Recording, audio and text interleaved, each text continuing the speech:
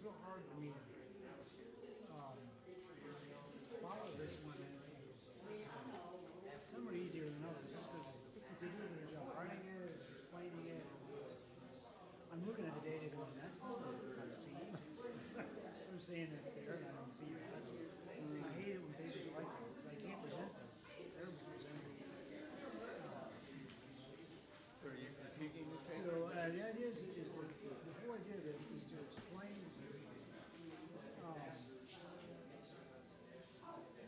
what the paper's about and what's right about, what's wrong about, explain the background, and all this kind of stuff. And it's really hard to do. Somebody goes, you look at it and there's no real story to this thing. It doesn't make any logical sense. I'm not familiar with a lot of inhibitors, inhibitors and stuff. I'm really struggling with this. I didn't go out last night. I was at home and trying to read the break. I spent the morning trying to read it. And I still can't move. It's like I'm moving at a glacial pace trying to get through this stupid paper. So if I had to do this today, I'd have been in trouble. What's the group representing? It's just my lab. So we are, in our lab meeting, we have 5 people, and 6, so they take turns. You have to present your latest research every so many weeks. Every so many weeks out of present. Related to what we studied. So my boss says this paper might be good to try out. And I'm wishing I had research and it's only got 4 figures, which looks easy at first.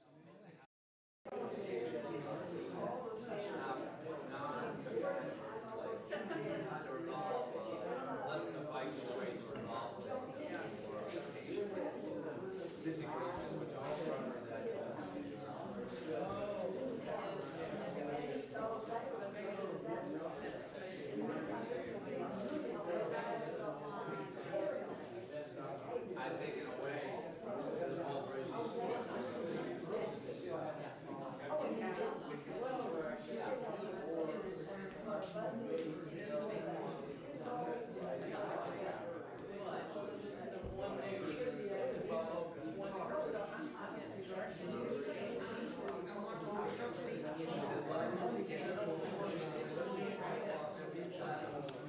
Friends, heathens, countrymen, good afternoon and welcome to the Arkansas Society of Freethinkers monthly meeting. The ASF is a nonprofit 501c3 organization devoted to maintaining the separation between religion and state, advocating a scientific and humanistic viewpoint, and improving the lives of non-believers. Learn more about ASF through our materials in the back or by going to arfreethinkers.org. And you can always, of course, learn more about us by getting to know the people around you. Reach out of your comfort zone, make some friends, introduce yourself. ASF is a diverse organization with members who represent a wide range of opinions. The speakers who present at our big meetings do not necessarily represent the views of ASF or its individual members. Because we are a 501c3 organization, ASF cannot directly support candidates for public office, but we can advocate for causes such as separation of church and state, scientific literacy, societal progress, and truthful communication. To get us in the right place, we always start each meeting with a free thought of the day, and delivering today's free thought is Bern Bradley. Bern will follow up today's free thought with a member story, which is an opportunity to share something about your own life and get to know each other a little better. Both of these opportunities are available if you're interested. Just hit me up for the next monthly meeting on the 3rd Sunday of July. For now, let's give Bern a warm welcome.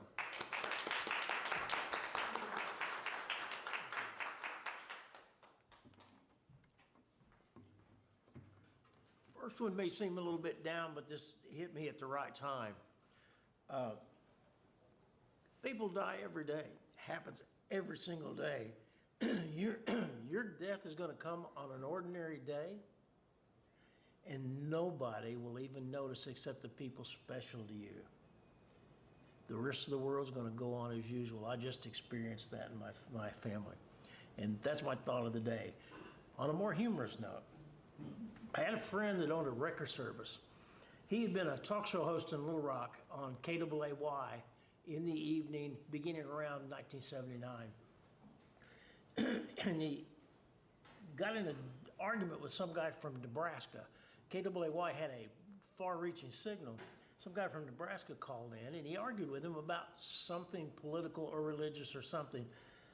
When people quoted the Bible back to him, he very often would quote Playboy, January 1973, page 2, column 1. And they never knew what it meant, and he didn't either. He was making it up. But when they would say, what does that have to do with Jeremiah, he would say, you're quoting a book that you believe in. I'm quoting one that I believe in.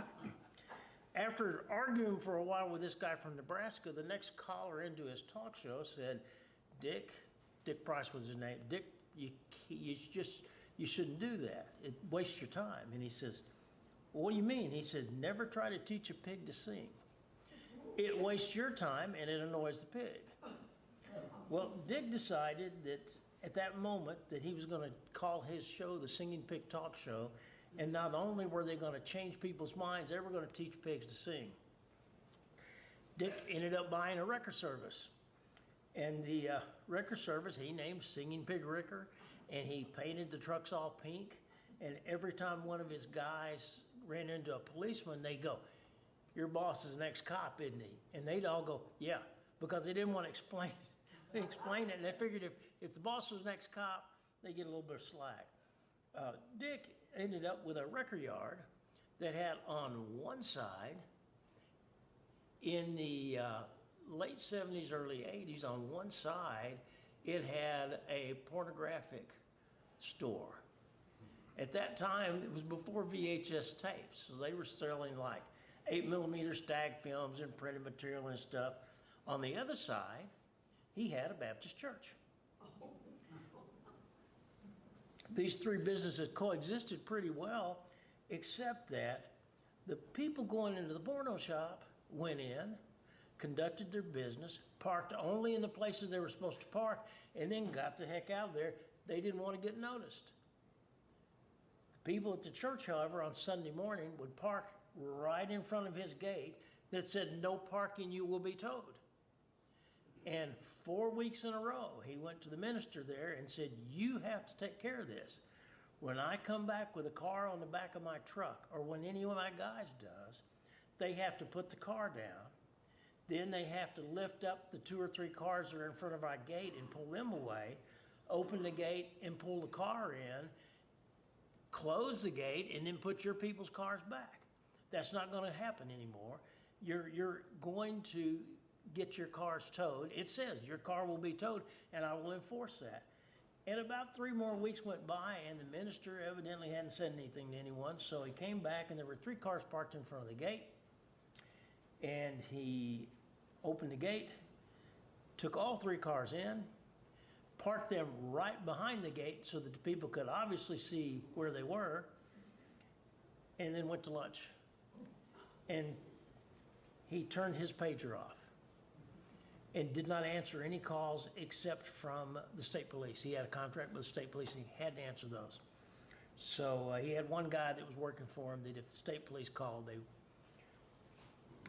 the minister starts frantically calling him, and he starts seeing this show up on his pager once he turned it back on. And after about 3 hours, he called the man back and said, what's the deal here? And he said, I towed him in. I told you I was going to do that. And he said, but they were going to church. And he said, it doesn't matter. I have a 24-hour, 365-day-a-year business, and I told you this. And he said, finally, the minister said, I will pay whatever the towing charge is, and I will see it doesn't happen again if you will get their cars out. And he gave him about 30 minutes and went over and pulled the cars out. And it just seems that something's wrong in society when you're claiming to represent the good And yet between a record service, a Baptist church, and a porno theater, the best neighbor's the porno theater. Something's wrong, and that's it.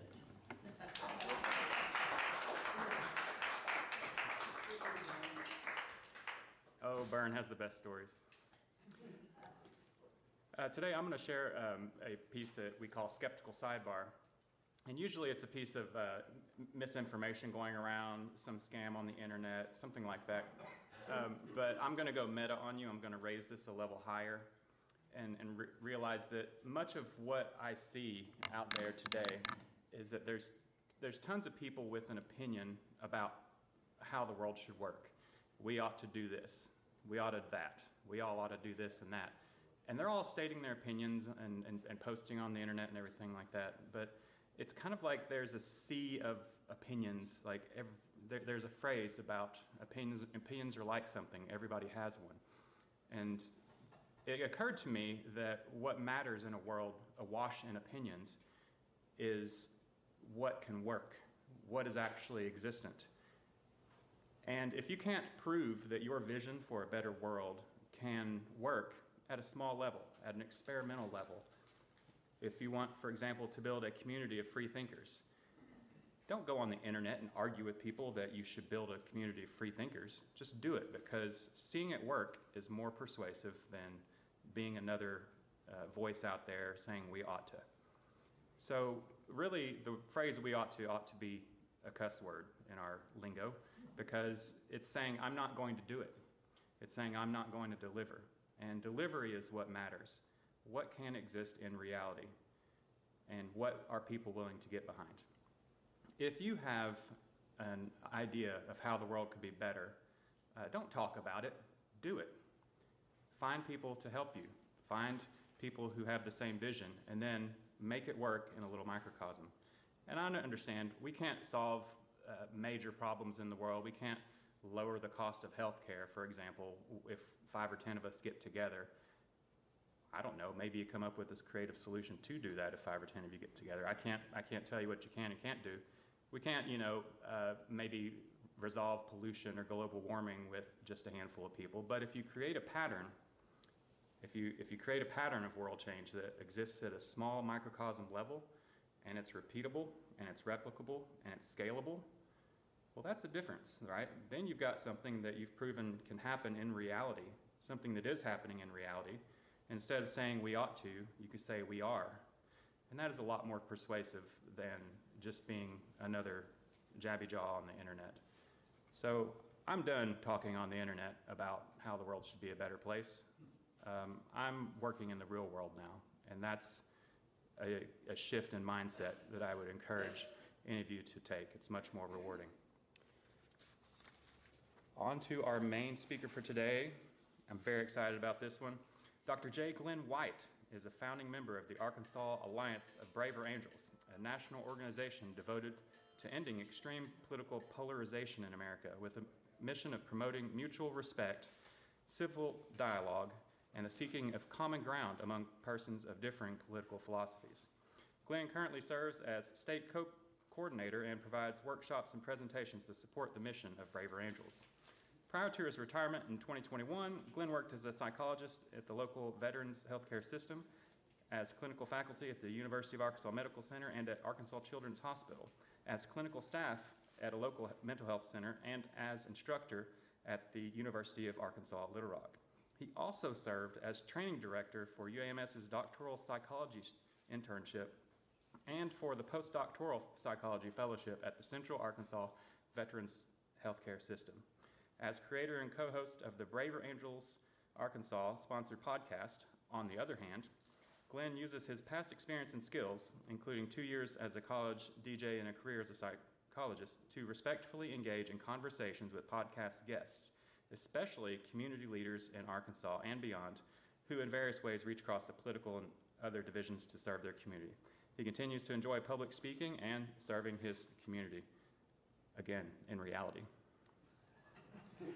So everybody, please, let's give a warm welcome to Glen White.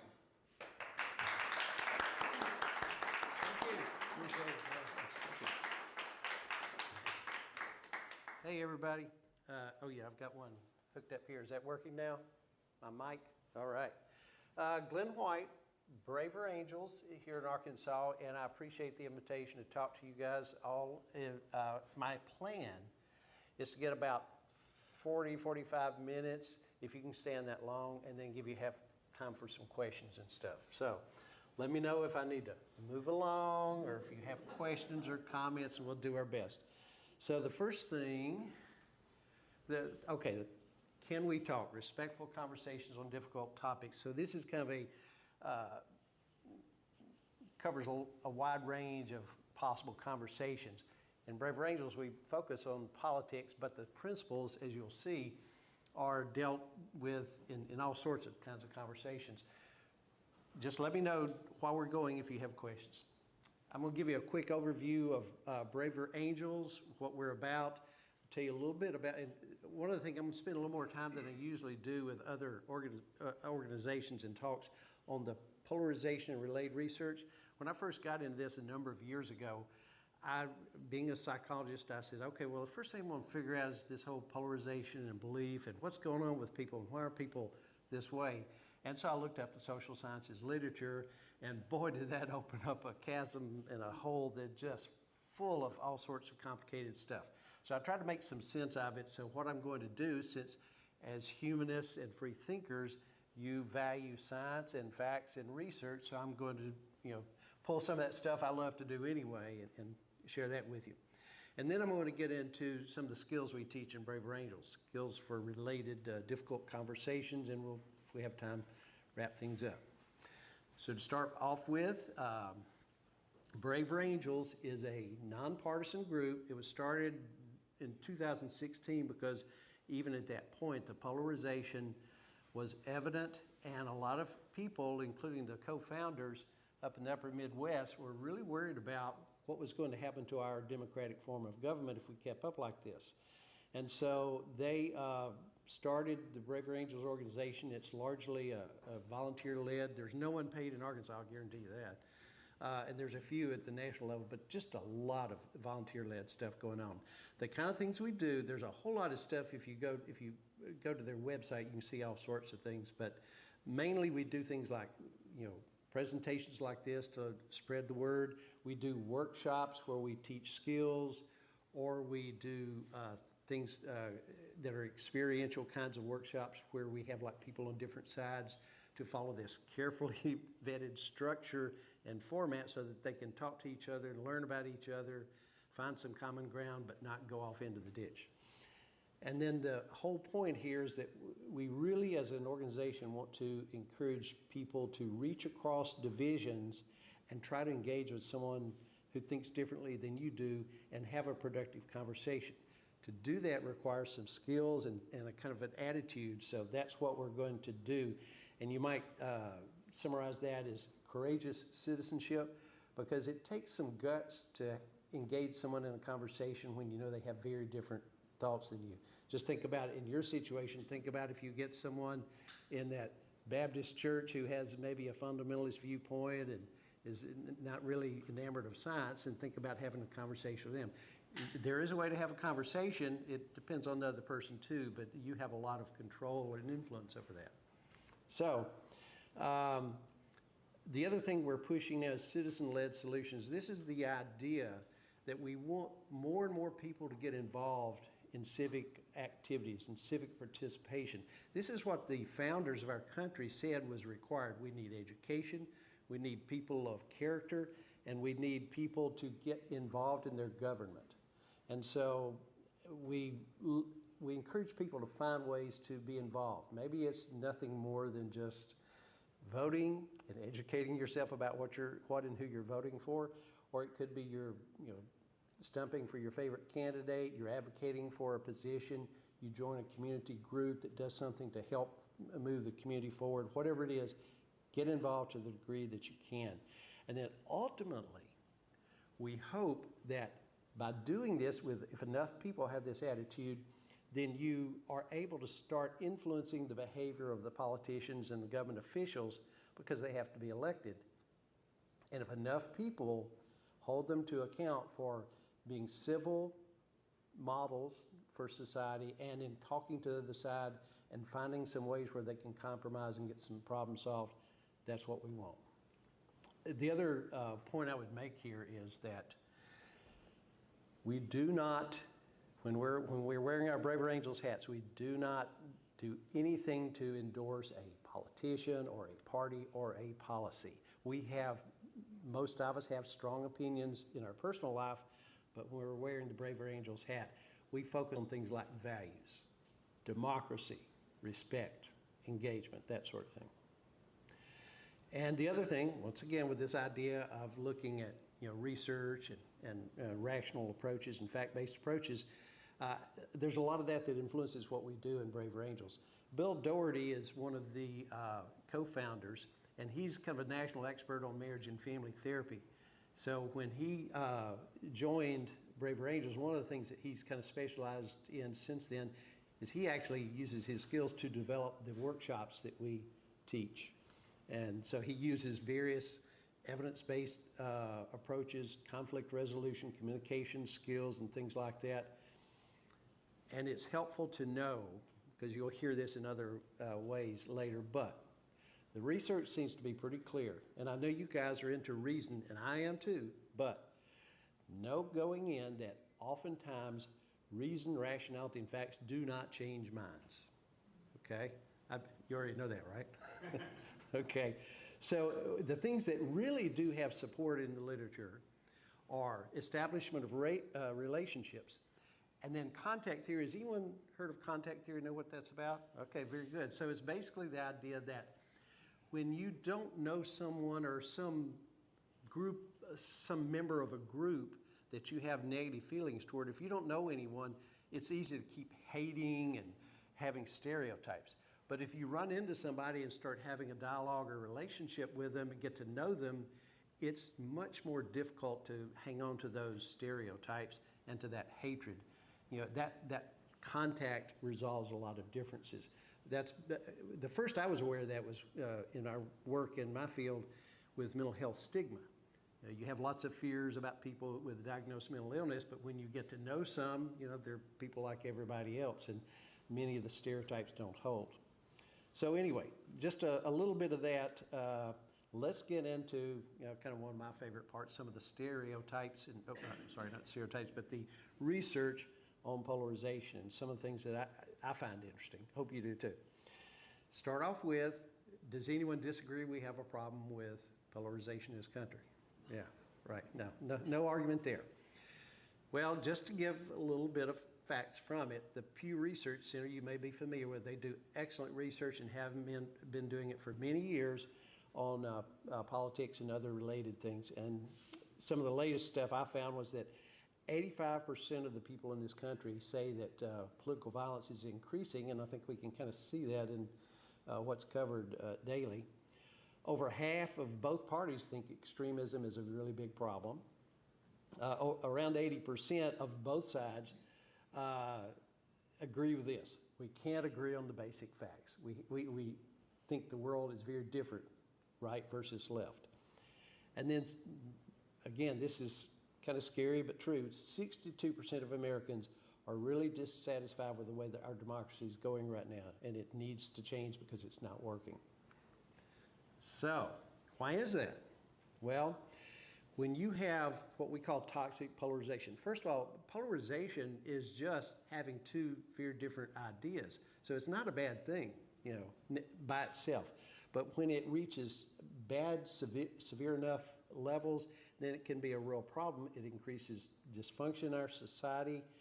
We've got a lot of research from political scientists have looked at our society and other democratic societies.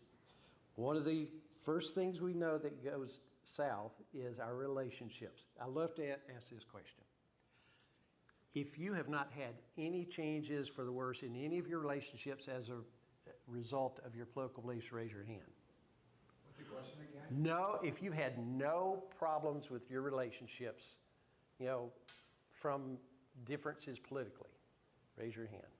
That's impressive. If you hate somebody still, is that Well, I guess that's not a problem for you to hate them, but does it interfere? Have you ever had a relationship go south, be interfered with? Are you dissatisfied with anything? We pretty much all have. Not, this guy may have a different story. I had that said once, and one person said, well, it's because the only people I hang around with think like I do. I don't know if that's true. Because I've kind of been an extremist since before it was popular, and so there's no big change. Oh, so you're used to it. Yeah, okay, I got you. Okay. Well, anyway, whether it's family, friends, coworkers, whatever, the relationship problem is an issue, as is anger and violence.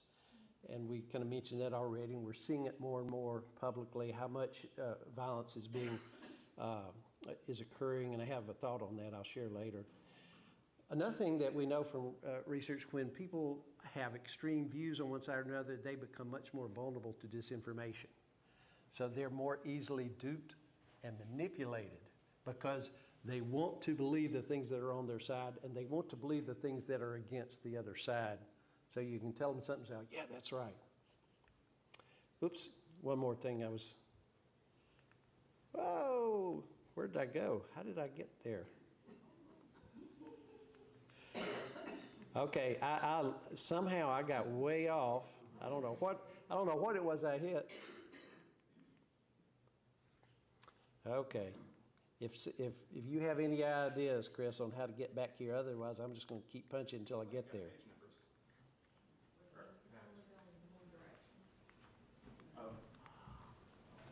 As far as I know it. Okay, so here's page 1. See it forward. You start over. Well, I think that's what we're doing. Yeah, that works. Okay, there we go. Okay. That good? Yeah, I got it. All right. Yeah, this is where I was at. So the last thing on here was that one of the big problems with polarization is it interferes with the functioning of a democratic system of government because, as I mentioned, people want their problem solved. And in a democracy, when you have people with different ideas, in order for them to pass laws, you have to have enough people to support something. But that means you have to get both sides talking and find some areas of common ground that you can agree upon. And that is not the kind of thing that happens when you have high polarization now, because it's a kind of a win-lose thing. It's like we don't dare let the other side win anything. And so things get paralyzed. And what happens when a democratic system doesn't work and it doesn't solve the problems of the people, they start getting desperate for solutions, and they become suckers for some autocrat who comes and says, I can solve your problems. The problem is these people here. If we can get rid of them, I'll give you everything you need. And people are desperate, and they start to believe that. Yes, sir? Not to split hairs and stuff like that, but you say democracy. Our founding fathers saying we're supposed to be a constitutional republic. That's true, yeah. Not a democracy. This is a whole argument that we should have another program on, but what I would believe and what a lot of people believe is that a constitutional republic is one form of democracy. So to say a constitutional republic is not a democracy, I would say is like saying a Ford is not a car. Or, you know, it's a type of democracy. It's a democratic process. The fact that we vote for and select the people who represent us in D.C. is a form of democracy. But again, I appreciate we could go in a whole different direction arguing on that. So for the purposes of today, if you will, forget about the democratic part and talk about the constitutional republic part, because the processes are the same. Yes, sir? Want to get clarified, you know? Yeah, I appreciate that, yeah. I hear that a lot, which is why I always try to say a democratic constitutional republic. I usually say the whole thing when I'm being careful. But anyway, the democratic processes of whatever form they talk are important, and polarization interferes with those processes. Okay. All right. Okay. So now get into stuff, you know, the kind of the fun things to me. So what influences polarization? One of the key things is just human nature, and it's because of our brains. Our brains evolved, and this is what evolutionary psychologists have talked about for a while and have looked into. What makes sense is that our brains evolved to make quick decisions because we needed to most of our evolutionary career, because if we didn't, we might be dead. You know, we had to make very quick decisions. They had to be good ones, but we didn't have the luxury of sitting around thinking philosophically for a long period of time for us to survive. So our default option is very quick, it's very emotional, it's very tribally based. It's largely subconscious or unconscious. We're not aware of the things that are influencing the way we're thinking. So what happens then is anytime we aren't sure about something, we start getting emotional about it, or something goes against our tribal beliefs, then we get into the survival mode and we start acting accordingly, not according to rational values-based considerations, even though that would be the best approach. So I'll give you an example of what I'm talking about. Has anyone, you've heard of Jonathan Haidt, the social psychologist, and I don't know if any of you have read of any of his books, but he makes, in his The Righteous Mind, makes a great metaphor. Has anybody heard about the rider and the elephant? Okay, here's the deal. So our brain works this way. You have the major parts of the brain are a little more primitive. They're the ones that have to do with emotions and survival, the fight, flight, freeze, response kind of thing.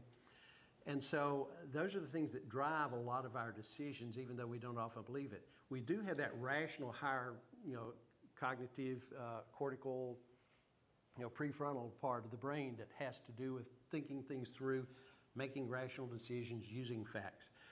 But it takes a back seat to emotions and tribal considerations because the evolution has prepared us to have so much of a priority to survival that it's really tough to engage in rational thinking when you're highly emotional and when you feel like your tribal beliefs or your whole identity as a person is in jeopardy.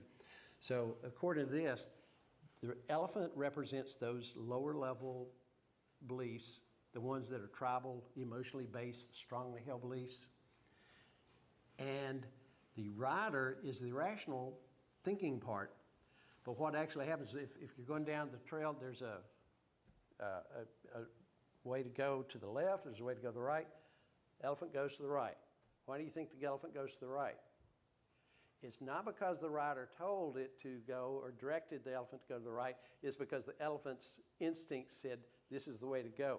The rider's job is to make up a rationalization as to why the elephant turned right. That's kind of the way the brain works when we're making decisions like that. And then there's another, by the way, let's see. Hopefully that'll come up somewhere else. I hope I didn't delete that one. There are a couple of psychologists who won Nobel Prizes for this kind of research looking at the emotional basis of decision making. Daniel Kahneman, you've heard of him. So anyway, another piece to this is in social psychology is what's called social contagion. That is that we can quickly, it's almost like a immunological issue where we can get this sudden spread of like COVID or some other illness. Well, the same thing can happen in society with social norms. We don't realize how much our behaviors in society are dictated by social norms or influenced by social norms. When most people think this is the right way to behave and this is the wrong way to behave, well, there will be some people over here who will misbehave no matter what and some people who will behave no matter what. Most of us are going to be influenced by that level of social norms, by what most people expect. And when you start having in a society a lot of leaders in prominence acting abnormally, acting in violent or emotionally violent ways, in corrupt ways, these kinds of things. Dishonest. Yeah, all of those kind of things. It starts to change the social norm. And what it does, it doesn't actually teach people and tell them this is the way to do, so you don't change your basic nature. But what it does is for people who have an underlying bias to act that way, a lot of them are kept in check by social norms because they don't want to be rejected. But if all of a sudden it looks like, well, a lot of society is saying this is okay, yippee, I get the way I want to be. So that's kind of what goes on a lot. And then the other thing I was mentioning was violent behavior. It may be enabled in susceptible persons, and I'll tell you a little more about that in a minute, when it's normalized in media. It becomes kind of a role model for how to act. So what do you do about polarization? Well, You want to reduce conflict. You want to reduce stress in systems. You want to lower emotions. And I don't know if this is in here, but there's a thing called, what is it? I'm forgetting now. It's a particular model in psychology that talks about the level of emotion, expressed emotion. This was research that was done originally with families, and it found that in families who have a lot of certain characteristics like conflict, negativity, and criticism, and poor boundaries, those families are highly stressful. And if there's people in that family who are vulnerable because maybe they have a mental illness or something, they're the ones to show it the first. They're the weak link, and they wind up becoming more of a problem. They have more high rates of hospitalization, of mental illness, outburst, suicide, things like that. And so in recent years, the research in that area has shown that it's not just families and it's not just mental illness. In any kind of system, workplace, groups, whatever, when you have these negative factors emotionally, then more people are going to be under stress and more people are going to act negatively and in dysfunctional ways. So that's just saying that we need the society to act in a good way, right? And so in a way, that's kind of what Braver Angels is doing, is trying to promote a few of those positive things, because we need the society to act in a way where the social norms are positive and affirming for our system of government and for us getting along with each other. It means that we have to have people self-aware. You know, if you're not aware of yourself and how you're responding to things, then that's going to be a problem. So the more self-aware you can be and say, I acted this way with my Uncle Bob at Thanksgiving. That probably wasn't a good thing. Maybe I need to try to do better next year. But if you just like, I'm the way I am and everybody's going to have to deal with it, and you don't have any ability or willingness to look at yourself, that can be a problem. And then using the higher level, even though it's tough, it's not impossible. Try as much as possible to use your rational, logical, fact-based approaches and values. If you're operating according to values, then you're going to decide something based on what your values tell you rather than what your instinct tells you. And your instinct's more often than not going to not be the wisest judge. And then finally, just focus on building relationships, as I mentioned before, how that's important. But I'll tell you why it's important. There's a lot of research that shows that relationships make a big difference when it comes to reducing conflicts and solving problems. First of all, we've known for a long time in mental health that things like psychotherapy and counseling, a good chunk of the outcome is determined not by the specific skill in a particular therapeutic system of the therapist, but rather the strength of the relationship between the person, the therapist, and the person that they're treating. So the relationship's important there. We also know now, even though you still see on TV and movies all the effectiveness of torture when you're wanting to get some information out of that bad enemy of the state, the truth is that we're finding more and more that the better outcomes in the long term is not as quick at getting an answer, but it's better in the long term for getting accurate information, is building a relationship with the person that you want to get the information from, who's the enemy. It is an approach that's used by hostage negotiators around the country now. Those knowledges of how to use relationships to help persuade someone. That's where it really works. So always keep in mind that the most strong thing you have is relationship building.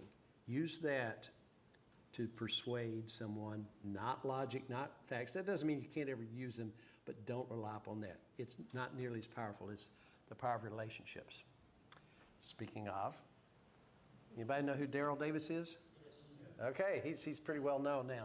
So he's converted over 200 Ku Klux Klan members, and simply because the story is, anybody heard the story of when this whole thing started? He's a musician. He's a black musician, I think jazz, but he was at a bar one night, his band was playing, and a guy was at the bar drinking beer and listening to music because he was a fan of music. You know, break comes, Daryl comes over to the bar. Guy says, let me buy you a beer. And so he sits down, drinks the beer with him and talks. Guy winds up saying, well, actually, to tell you the truth, I probably shouldn't be talking to you. I'm in the Ku Klux Klan, because it was a white guy. And, you know, now most people in that situation was like, well, I'm out of here or whatever, or any number of negative. Instead of what Daryl did, he was just curious and fascinated. Really? Well, tell me why you're in the Ku Klux Klan. What do you think? Tell me. And he was friendly. He was engaging, but he just, you know, listened to the guy and tried to understand where he came from. Long story short, it went well. The conversation went well. They continued to have a relationship, and he decided, Daryl did, that he's going to go around and talk to people in the KKK, and even got himself invited to some of the big national groups and got a lot of people changed simply because he was willing to be respectful in his conversations with them and keep the conversation going. So, another point I think is important. Why should you talk to people who believe differently than you? Well, we know from research in group decision making that if you have two groups, one group that has a lot of the experts on a particular topic that you're trying to reach a resolution on, and another group that has a variety of people of all sorts of things, some that, you know, may not have anything apparently to do with the question being asked, and they as a group arrive at decisions. Persistently, the research shows the ones with the diverse members make better decisions than even the group of experts. Why is that? Because the diverse group has a lot different ideas going on that, you know, the others isn't thinking about because they're going with kind of what, you know, the party line is at the time. And so you come up with some real creative solutions that can make a difference.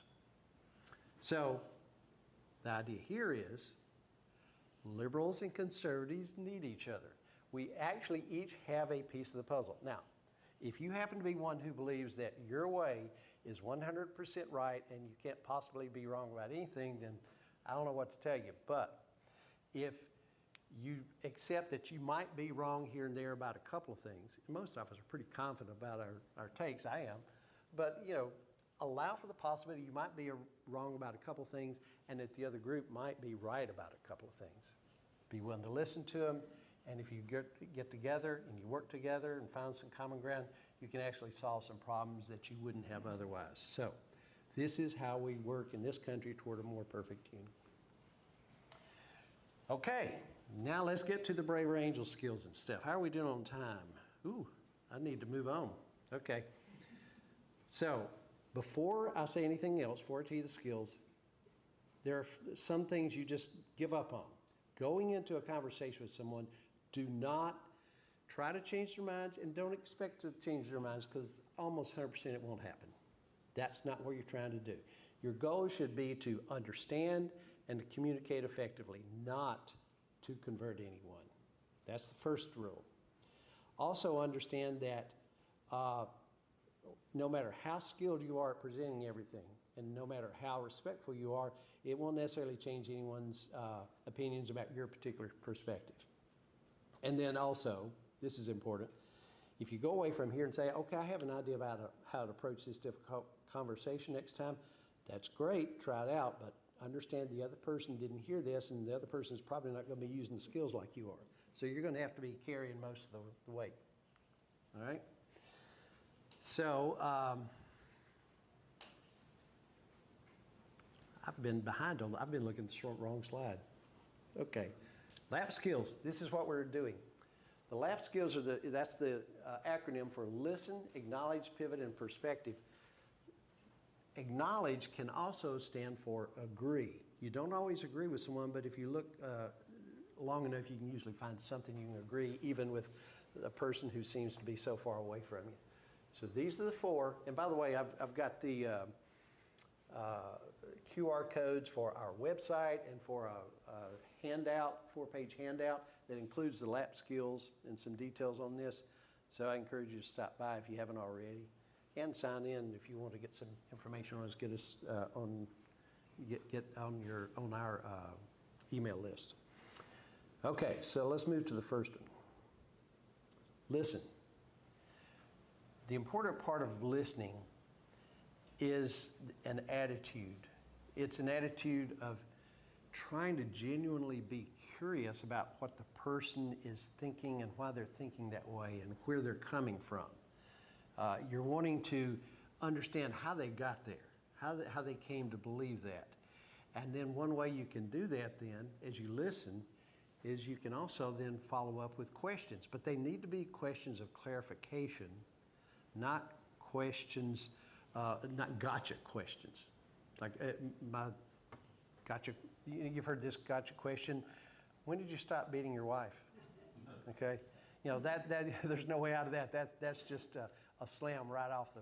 Or how about this? How in the world could you possibly vote for someone who's probably a pedophile?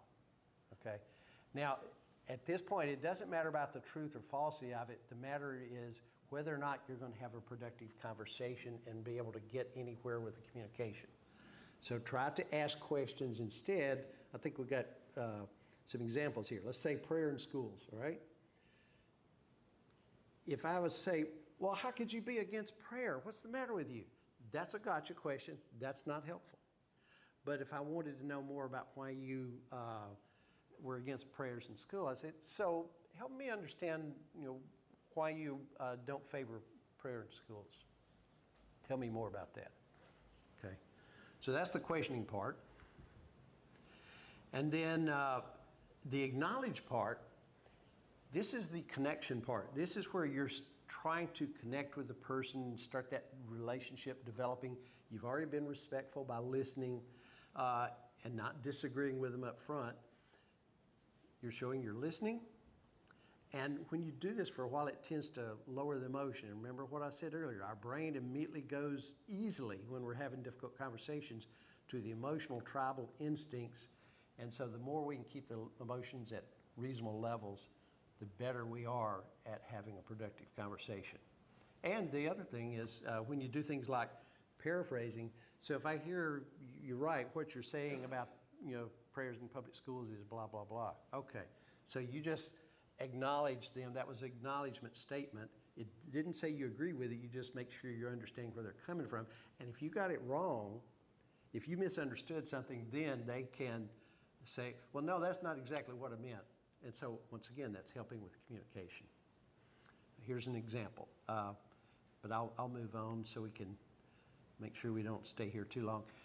Agreeing is the kind of thing that also comes up as you talk. It's really helpful if you can find something that you agree with them on. It may be something like one little bit out of this whole bunch that they said, but if you find one thing, I agree with you on that part. Yeah. Okay, then that helps them feel a little better. It's connecting. It's lowering the emotion. They might be a little more open to you at that point. Here's some examples. You can agree with the seriousness of the issue. Well, you're on immigration, and both averages way feels apart. But you say, well, it's clear we both agree that the way we've got the immigration system set up now, it needs work. Okay, that would be an agreement. Okay, and so on. P for pivot. All right, so all of this time you've been listening, you've been asking questions of clarification, you've been acknowledging and agreeing, building up some good juju with the other person, right? Now, you want to have your say-so, right? Okay. Well, the first thing you do, and the research backs this up, if you can in some way get there okay before you start sharing your opinion, they automatically become more open to what you have to say. It's another form of showing respect. So you might do that, but, well, okay, you see this, what is this? What does that say? What's that about, this picture? What does that mean? Huh? Signaling, yes. These days, not many people know this anymore, but there is a way, particularly folks from the country know that if I'm turning right or I'm turning left, a pivot is a signal that you're ready to change direction, okay? So it might be something like, well, okay, I appreciate what you've told me about that. I have some other thoughts I'd like to share with you. Would that be okay? Or any number of things.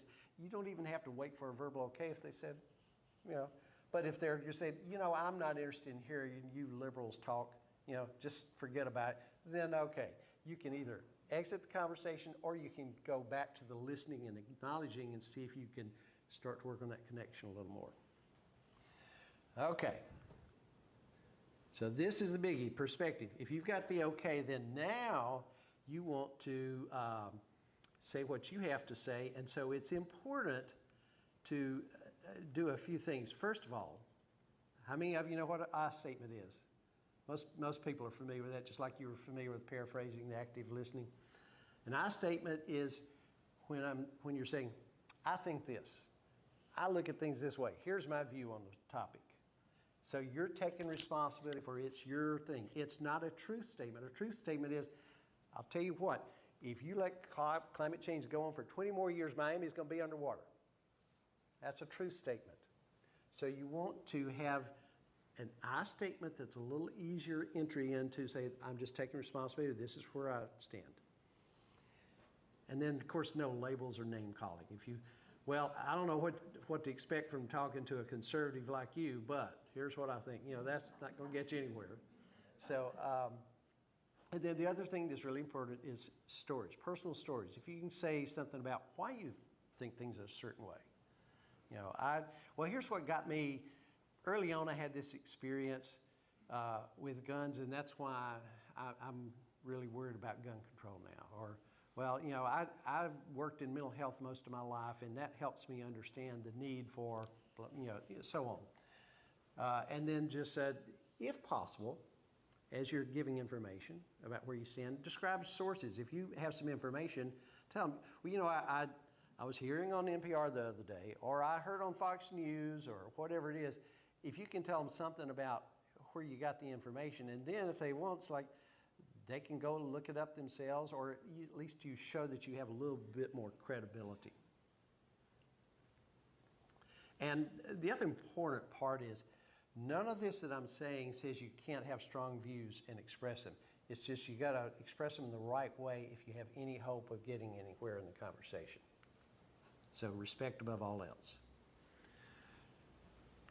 Okay, what if all of this you've done and it's just going to hell in a handbasket? It's going south. Well, there are a few things to keep in mind. First is, you know how a lot of times people can do the old what about thing? You have a conversation and one thing seems to be working out, but then it just kind of, they say, well, yeah, but what about, okay, and they change the topic because they don't like the way that one's going. That's a problem. So just politely say, well, right now we were talking about this topic. I'd really like to stick on that for a while. Let's kind of pursue that some more. So staying focused on the topic is one thing you can do. Ignore gotcha questions. So when they ask you those nasty questions that have those negative implications for you, don't respond to them. Just do something like, you know, repeat your point. Well, you know, my main thing is that I just really think that climate change is something we have to pay attention to. Okay. And then when people make provocative statements, don't get down in the gutter with them. Don't respond. That's what people want to do. That would be the hardest thing. Yeah, it is. It is. But again, you know what I said about the brain thing? Our brain wants to fight or it wants to flee, but neither of those is a productive way. So if we're going to try to commit ourselves to an effective conversation, then we have to find a way to stay in it and maximize the chances of success, or at least minimize the processes of, you know, falling apart in a disaster. So, but if it does that, if you say, okay, this is getting nowhere, we're starting to get, you know, pissed off with each other, maybe it's time to agree to disagree. And there's lots of ways to do that. You can just say, well, how about them hogs? Or the weather or something. If you're just kind of a humorous thing. Or you can say, you know, something more serious like, well, you know, it's clear we have very different views on this. You and I are both passionate in the way we see things, but I don't want things to get any, you know, bad blood between us. So let's just kind of call a halt to today, and maybe we can revisit it another time. So there's always, you know, that out if it happens that way. I'm going to finish up by saying, if you're interested in this, you go ahead. I just want to say before you leave the topic. Okay. My husband, we have a very conservative friend, and he knows we're on the far end of the spectrum. But if things start to get heated, that's what he says. How about them hogs? So you've heard that before. He does that all the time. It works. Everybody laughs, and we Yeah. move on to something else. There are times to just not have the conversation. I'll admit that. Our point in Braver Angels is that if that's your default option and you never want to have a serious conversation, we're not going to get very far at solving the problems we've got in the country right now. So we have to have people who are brave enough to try it and who are skilled enough to maybe have one that lasts for a while, you know, and gets us somewhere. So if you like this idea, if you like what you're hearing, get involved. You can go to braverangels.org, and we've got our website too that is over there, and I'll show you here in a moment for Arkansas. And $12 a year, folks, that's cheap. You can give more, but you know, just $12 a year gives you access to online events and being able to get to the members portal, a lot of information to help you there. If nothing else, take to heart what we've talked about and try to start exercising it carefully, modestly in your own life and see how it works out, and be a good model for other people. You know, just try to show the way to act, you know, even if other people around you aren't. And spread the word about us, and if you're really interested, let me or Bob know, and we'll get you involved in doing some volunteering, because we could use the help. So, I was going to mention too, also, as he mentioned, I have co-host a podcast, On the Other Hand, that we interview leaders in Arkansas and around that either reach across lines of division or do things to help the community. So check us out. All of this is on our website. There's a QR code for it. Or you can email this address if you are interested. And I've got my card up there too if you want to contact me. All right, questions? I can pass the mic to anybody who has a question. Glenn, when you agree to disagree and you need to stop talking in that moment, how often do you ever get to discuss with that person again, in your experience? Well, not very often, but it is a possibility. It kind of depends on the situation. If you've got a friend or a family member or a work member that you're going to be around a lot, then you'll have the opportunities, and the question is, are they going to be open, or do you think it's a good idea? I mean, we always have to make that difficult decision about when's the right time to do it and when not to. Yes, sir. Thank you. My name is Scott. Hey, I'd like to Scott. have your take on something. I don't know if you heard, I guess I see a petition now, like a lawsuit against the social media company for perpetuating mental illness and stuff like that. Have you heard about that? And do you think there's legitimacy now? I think for the young people that perpetuate mental illness, a lot of false belief, I think it undercuts social interaction. I think it's evidence it does dementia, it's unhealthy. Right, I would want to definitely. look at this crap, because it does not good. And actually a lawsuit against the companies now. Yeah, I think, you know, one thing you got to be aware of, and I appreciate the question, is that I have to be careful when I'm wearing my Braver Angels hat, which I am now. So I can't give you an opinion on a politician or a policy or party. That may be getting into discussion about policy. What I do, though, is talk about facts and research. And there's a lot of research, and if you read Jonathan Haidt, some of his stuff, he's got a lot, he kind of spearheads a lot of that. But there's a lot of evidence that social media is not the only factor, but it is a huge current factor that is affecting us in negative ways, in various ways, not just in the facts thing. There's other things that, you know, Haidt talks about in terms of our attention span and what Attention span and like dementia and stuff. And I know my daughter, I mean, she's 15 and she wants hours on end.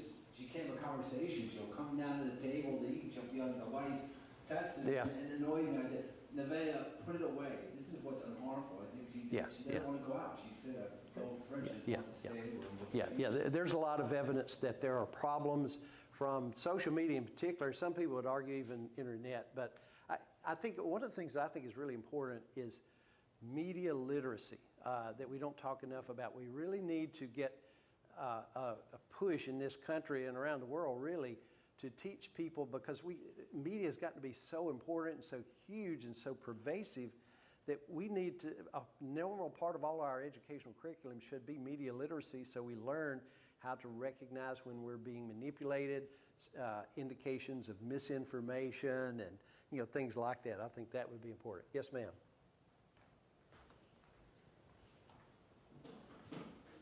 Possibly a good follow-up here, whether it's social media or at the Thanksgiving dinner. Yeah. What is the value of this format to the audience? Not just me and Uncle Bob that we're disagreeing, but the other family members in the room. Is there value there? That's an interesting point. So if other people around are watching this, now, maybe in the past when you have that conversation with Uncle Bob, it gets pretty ugly, and everybody's just like, why do they just keep talking about politics? Just shut up and watch TV and eat your turkey. But if you find a way to have a civil conversation, then you're modeling a positive way to have a conversation that other people might learn from and might find some value in. So that would be one way that occurs to me. Does anybody else have other thoughts about how that would be helpful? Yes, sir.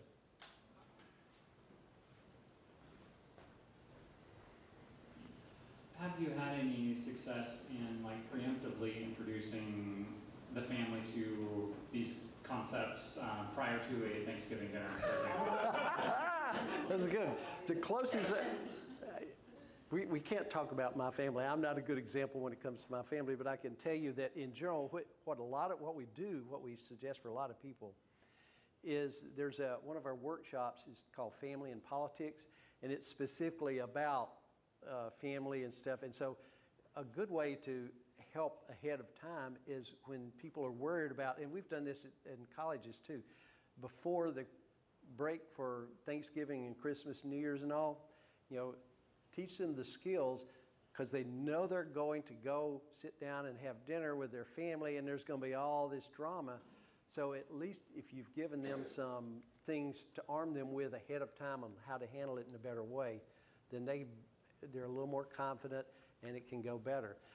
One success story I'd say is that we've got a lady who's actually helped start a group up in Northwest Arkansas. And she did that because she came to one of our things like this years ago, and she had been on the outs with her sons. She had adult sons, and they had very different political views, and it was really eroding their relationship, and she was just heartbroken about it. She learned the lap skills and the whole attitude and things like that, and she said she started using it with them. They still have different political views, but their relationship has improved quite a bit. So she became so sold on it, she's kind of a cheerleader for us and starting a group up there. So and there's also research the national group has done on how people respond to what they hear and the experiences they have when they do these workshops. So there's good evidence that it makes a difference, but certainly not in every case. One thought I had is that many of the examples were for one-on-one conversations. Yeah. And when I think about the opposite of what these skills represent, it would be something like virtue signaling, which is a term I apply to either left or right. When you have kind of a crowd that you're trying to impress, I think that makes people less reasonable, perhaps, or more combative. So I guess what would be your take if, let's say it's you, and then you've got 3 people around you who disagree. Mm-hmm. It's an in-person environment. 3 people are against you, and you're there trying to. Sounds tough to me, but the principles remain the same. I guess the question is, do you want to go there or not? But if you're in a situation where you kind of feel like you got to do something, I would say then you have a choice. Do you go to the stuff that you usually do, or do you act like they're likely to do, or are you going to take this approach? Because the hope is, there's no guarantee every time, but the hope is that if you take this approach, you can at least dial down the emotions a little bit and make it a little less conflictual. That's the hope. There's no guarantee with people anytime, but more often than not, it can make a difference. Anything else?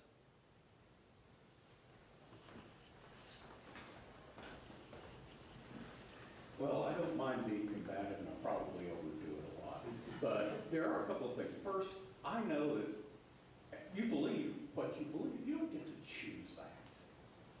I mean, if I could choose what I believe, I would believe a bunch of different things would be far more convenient in my life.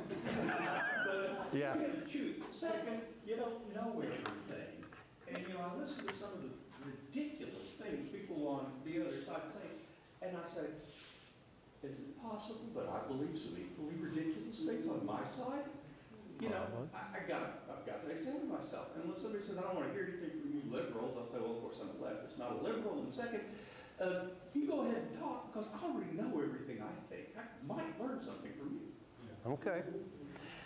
It's, one point you made was that it's, I forget how you said it, basically you believe what you believe and you can't help what. Yeah, your mind, you come to a conclusion. Everyone comes to conclusions based on what they're exposed to. I don't think anybody decides, well, I'm going to believe that these walls are black, that it would be much cooler if they were black, so I believe they're black. You can't do that. You don't really believe that. And people who believe in religion, it's not because they've decided to, as much as they like to think. It's because that's what the conclusions their brains came to. People don't believe anything and say, well, I know I'm wrong, but I believe this.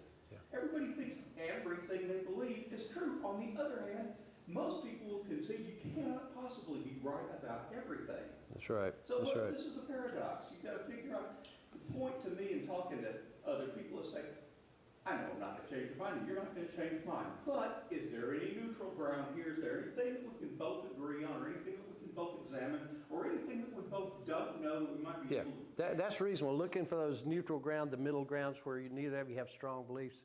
I like that. Now, I would say I would disagree upon that there's no changing of beliefs. My point, I would say the evidence is that it's very hard to change beliefs, and we can go into all the things that cause people to have certain beliefs and how strongly the emotional and the tribal and identity-based stuff accounts for that. But I got to believe, and I believe the evidence is, that you still can have some changes in beliefs. The point is, if you're going to have that, it's going to require a certain approach, and if it's just the kind of combative argument, that's the least likely to result in anything good from it. Well, I just don't think it's I don't think it's voluntary that you can change your beliefs. I think that it's over time, people develop, and what you expose yourself to does certainly influence. Mm-hmm. That's why I still read the Wall Street Journal. Mm-hmm. I used to subscribe to National Review, and basically that became a problem. But for other reasons, not because I didn't believe it though. Mm-hmm. I've been a subscriber to that magazine for a long time. Mm-hmm. Not exactly my theory, but at least I can see, well, what do they got? What are they about? Yeah. You ask people, what newspaper do you read? The chances are these days, nothing. I just get my news from Facebook. But Social media.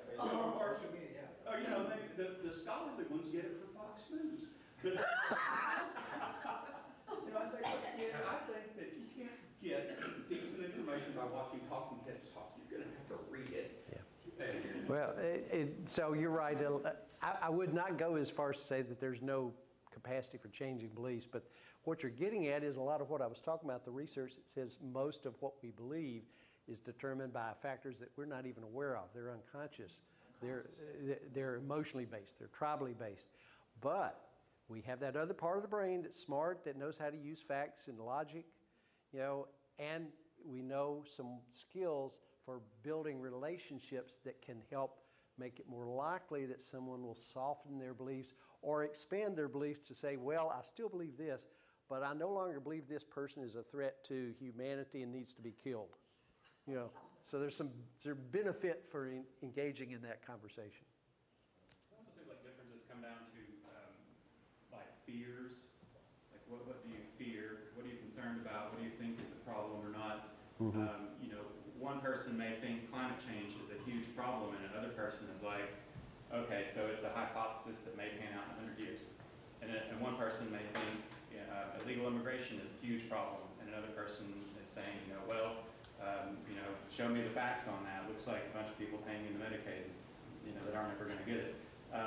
And so I guess if you have a different set of concerns than another person in the first place, and you kind of don't think their thing that they're worried about is valid, or is worth worrying about, or is worth the price of change, then maybe a really productive conversation gets down to that, gets down to the core of what the difference is about, and it's a difference of what you fear and what you want to worry about. Yeah, so that's, once again, the emotions rule the day, don't they?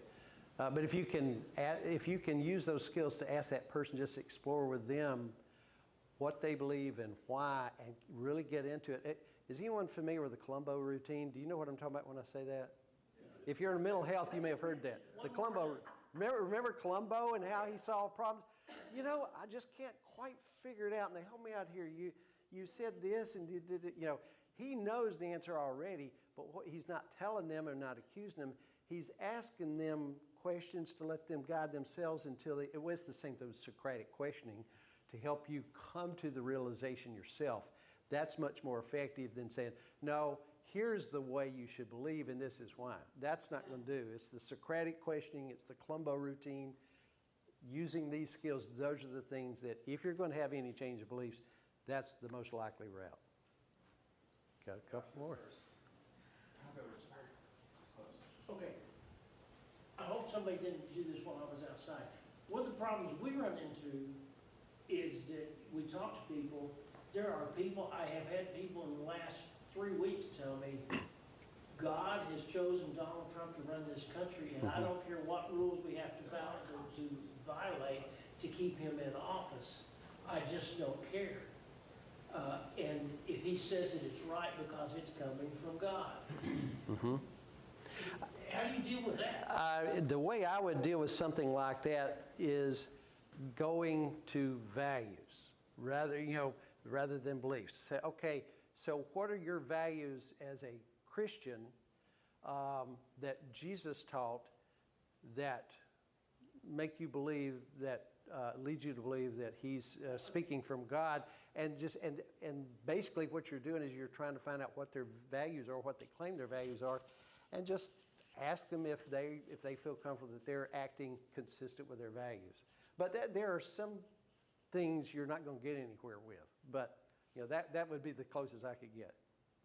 Early on you said our goal shouldn't be to change people's minds, but for instance, if you did want to change people's minds, we know that this conflict and aggressive conversations don't do that. Right. But if you take the time to do this, these are the skills you can do both to build rapport with someone so that they have more trust with you and maybe a better understanding of what you believe.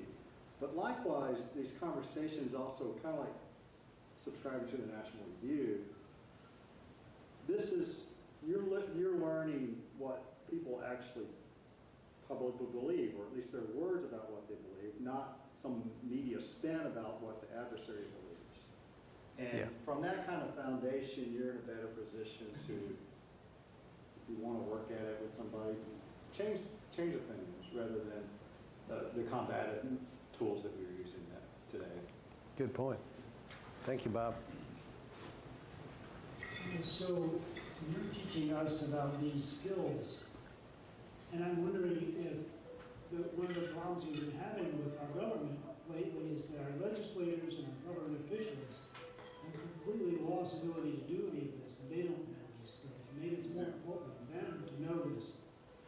And I'm wondering if in your research, have you seen any evidence that suggests we've lost the ability to do this, and the legislators don't do this anymore, and that's one of the problems for polarization in the government? I think most people think like you do, and I know Braver Angels actually talks about how we all recognize how ineffective our government has become, particularly Congress, because it's kind of frozen. It doesn't do anything.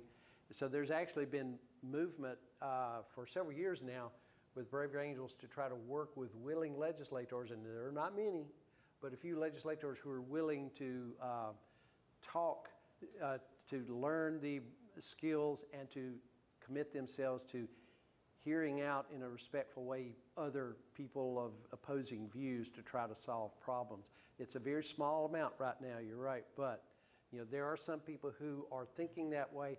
What will matter though is, Are they going to get the money to fund the campaigns? Are they going to get the votes to be reelected? That seems to be right now what's running everything. So if we get enough people who we're going to hold them to account by what we donate, we won't get against, we won't be able to do much against the big money, but if we can do that, but more than anything else, the voting, that's going to make the difference. And when that social environment is such that there's a clear understanding by legislators that a lot of the country now is looking at us to start solving some problems and talking to the other side. If they see that, they're going to know that they got to at least talk the talk, if not walk the walk, in order to be reelected. That's the hope. Yes, sir. I want to get your opinion on using satire. I love satire. In relation to other people. I have a conversation with a couple of individuals about how, using EVs and hybrids are just absolutely, they're horrible, and I just say, well, I understand, you're talking about how horrible it is and everything. My 53 miles per gallon and such as that is absolutely horrible. and the fact that it has, there's regenerative regenerative energy that when you just coast or you're braking, it regenerates electricity. And I understand it. That's not something that gasoline-powered vehicle can do. But how does that? What do you think about using satire and that kind of thing? I think it's appealing to the individual. It sounds appealing to me. I can picture myself saying that, but I know the smarter part of me knows that when I'm doing that, I'm alienating them. It's a clear put down, and so I'm moving against the very thing I'm talking about. So as much as I love satire in a situation like that, I don't think it's productive. I think it moves you further away. Okay, so how does that relate to the Colombo thing? That's kind of a satire as well. Well, okay, the way I mean a Colombo routine, maybe it's better. I say that because in my mental health career, they talk about the Colombo routine, but it's just another way of talking about Socratic questioning. The point is not to tell people what to believe or think, but help them by questioning in a respectful way, lead them to be thinking about things so that they're more likely to reach the decision themselves, because they're more likely to agree with themselves than they are with you. So if they can have this aha moment, you might have an impact more effective than if you tell them this is the way you ought to think. Well, I kind of did that. Uh-huh. I understand and all that. But anyway. Well, I appreciate your trying. This is a tough nut to crack. I guarantee you that. And there's no guarantee that any one conversations is going to go better. But if you look at the research overall, these approaches, they can make a difference. And if we get enough people out there practicing it, the hope is eventually, I may be asking you to fill up a number 2 wash tub with water, and I give you an eyedropper, but if you do it long enough, it'll get there. Maybe you can help me with this, and it's kind of related to what you were talking about. I'm more of an evidence-based person. I teach physical therapy, and you do this because of the evidence. And, right. And so I think there's a willful ignorance, though, out there. People believe something, and they choose to believe it. It seems like they choose to believe it. From my perspective, when you present the evidence to them, it's like they don't either believe the source, which I understand that, not believing the source, but how do you separate that? I feel like they are choosing to believe and be ignorant in something because either that's the way their family believes and they don't want to be ostracized by their family or whatever reason it is. And I struggle with that. Yeah. I just see that. Yeah. That they choose to believe that way. We all struggle with that. One I would say is give them a little bit of grace. Maybe it's not choosing as much as you think, because like I said, most of belief comes at a less than conscious level. So have a little appreciation for, give them a little forgiveness, on your part.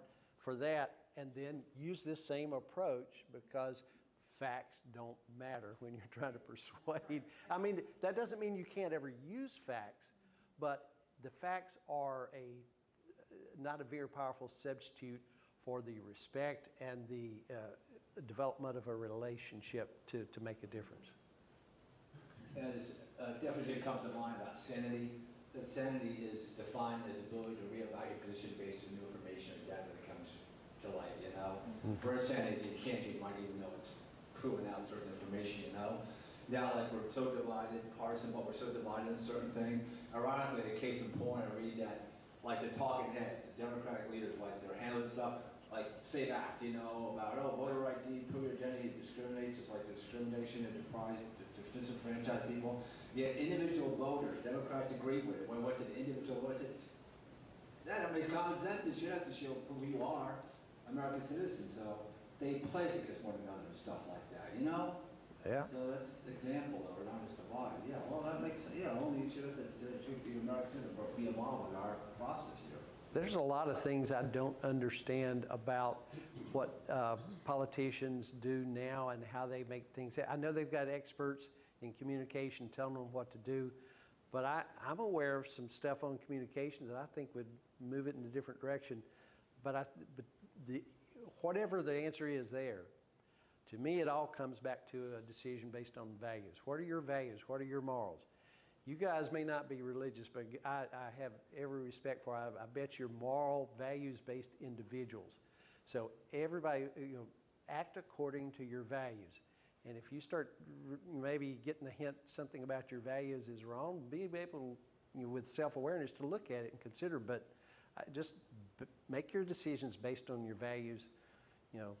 That's the best I could say. Just like to answer her question real quick. There's a difference between what you actually believe and what you profess or what you proclaim. And sometimes people, there is a conflict between those two things.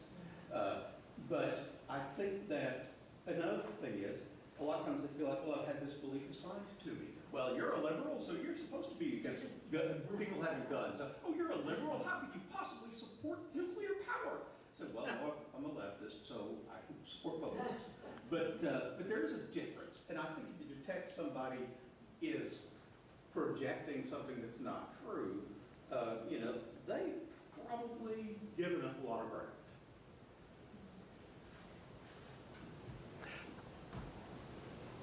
I've been to a lot of Braver Angel events over the years, and I wanted to share the one thing that really meant the most to me and that I needed to learn the most. And that is when you're in conversation with someone and you're thinking ahead to what you want to say next, don't do that. Right. No, really, really listen. Yep. Really listen. And that's hard to do. Yep. But it's the most important thing, I think. Yeah. The whole concept. Thank you for sharing that. The LAP skills, L-A-P-P, the L and the A is their ball game. They're talking, you're encouraging them to talk, you're asking them questions, you're paraphrasing what you heard, you're acknowledging you heard stuff, asking follow-up questions. It's all about them. And so you need to be in your head, this is all about them. If it helps, look at it like you're being a scientist and you're evaluating them and you're getting information about their mindset and their belief system and where it's coming from. So don't do anything to disturb or get them off. Find exactly where they're coming from. And then there will be time for you to have your say-so in the most respectful, effective way possible, hopefully. Yeah, hopefully. Yeah, maybe. All right. Oh, there's one thing I meant to say, if y'all don't mind. In our field, we have a thing called the 5-to-1 rule when it comes to relationships. All right? Anybody, a couple of you, I know have heard that. The idea is this. If you want to improve or develop a relationship, try to follow a 5-to-1 rule of making sure that on your part, you do everything you can to have 5 positive interactions with that person for every 1 negative interaction, because you're always going to have some friction with any relationship. So you have to do what you can to have 5 positives for every 1 negative. Why is that? Remember the research I talked about early on about how our brains evolved to treat everything as a do or die, fight or flight kind of thing? It's because our brains treat negative signals as much more important than positive signals, because negative signals may indicate you may die if you don't do something right now the right way. Whereas positive signals, well, that's nice to know, but you know, my life's not at stake. So it's like, it's just a rough guideline, but 5 positives for every 1 negative. That's how much more positive the negative emotions, the negative stuff is out there. That's why the politicians keep doing it. So in your own life, practice the 5-to-1 rule. Thank you. Thank you.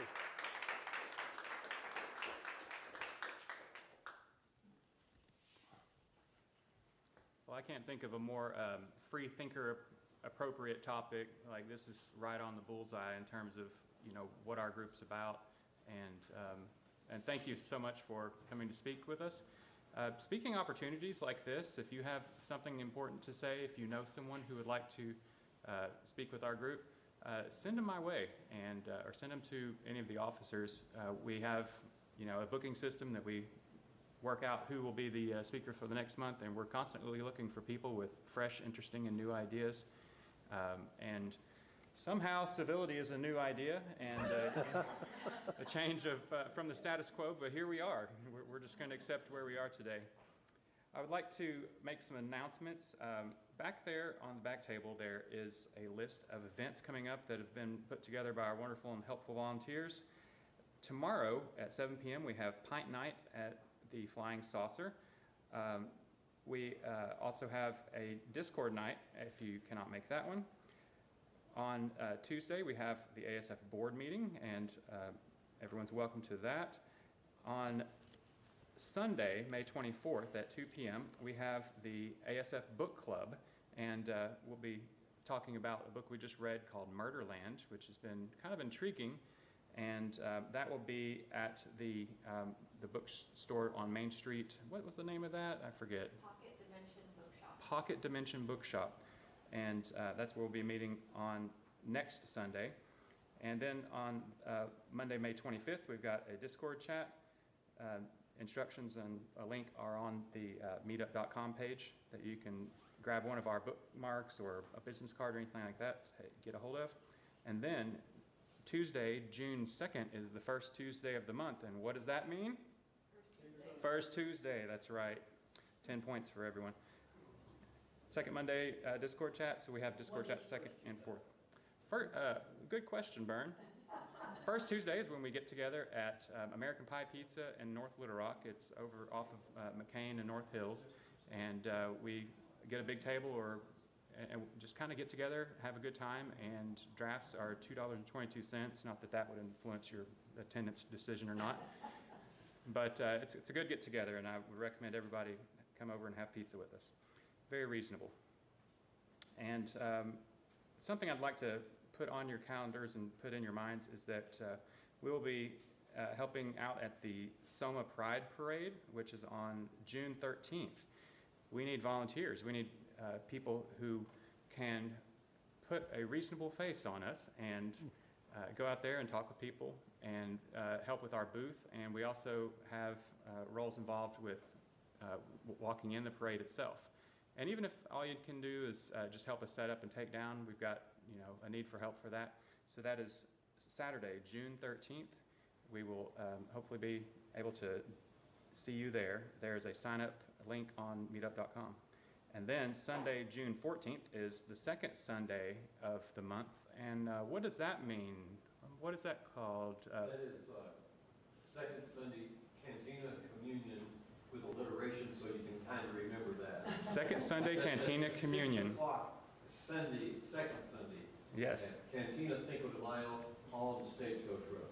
That's right. And then the following Monday, we're back around to Pint Night, and the cycle repeats.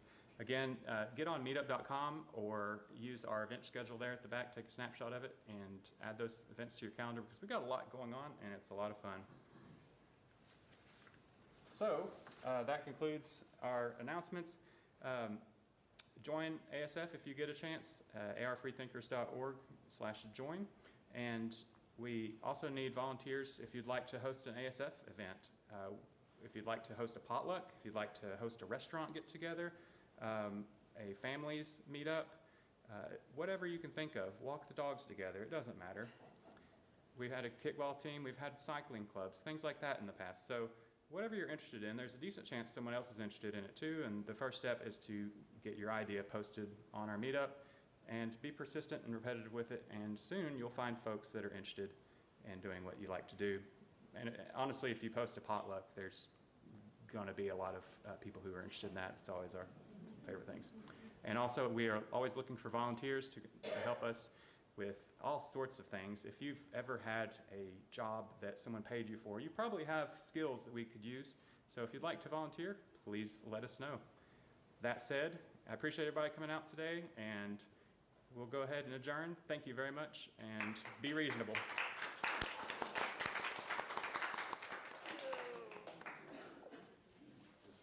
Yes, sir.